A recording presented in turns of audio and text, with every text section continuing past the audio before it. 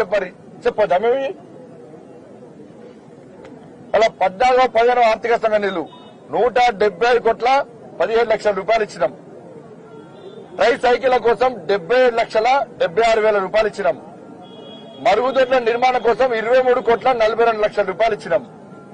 CM Kisan Samman Nidhi పేరు మీద 340 కోట్ల రూపాయలు ఇచ్చినాం. ప్రధానమంత్రి సడక్ కింద 3 కోట్ల రూపాయలు ఇచ్చినాం. ఇది సిరిసిల్ల జిల్లాకు సంబంధించి. సిరిసిల్ల అసెంబ్లీకి సంబంధించి 661 కోట్ల రూపాయల 17 లక్షల రూపాయలు ఇచ్చినాం. ఉపాధి కూలీ కోసము 209 కోట్ల 4 లక్షల రూపాయలు ఇచ్చినాం.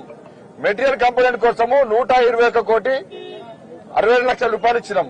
మొక్కల పెంపకానికి 144 కోట్ల 31 లక్షల రూపాయలు ఇచ్చినాం. 14-15 ఆర్థిక సంఘ నిధులు 85 కోట్ల 62 లక్షల రూపాయలు ఇచ్చినాం. ట్రై సైకిళ్ల కోసం 30 కోట్ల 52 లక్షల రూపాయలు ఇచ్చినాం.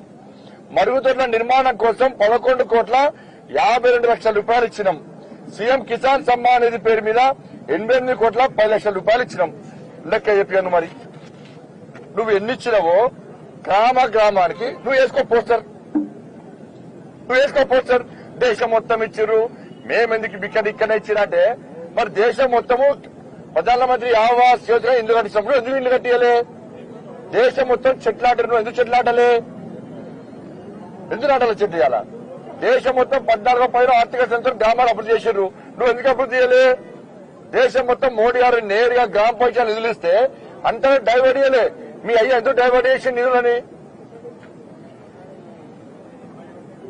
కాబట్టి వాస్తవాలను పక్కదారి పట్టించే ప్రయత్నం బీఆర్ఎస్ పార్టీ చేస్తున్నది. బీఆర్ఎస్ పార్టీకి పరోక్షంగా కాంగ్రెస్ పార్టీ మద్దతు ఇస్తున్నది. కాబట్టి ఏం చేసినా కూడా తెలంగాణ రాష్ట్రంలో జరిగే పార్లమెంట్ ఎన్నికల్లో భారతీయ జనతా పార్టీ 17 సీట్లు పక్కా గెలుస్తాం. వీళ్ళ లాలు చిత్రాన్ని ప్రజలు గమనించే స్థితిలో లేరు, వాళ్ళను పట్టించుకునే స్థితిలో ప్రజలు లేరు. ఇవాళ దేశానికి మోడీ అవసరం. మోడీ లేని దేశాన్ని దేశ ప్రజలు ఎవరు ఊహించుకోవట్లేరు.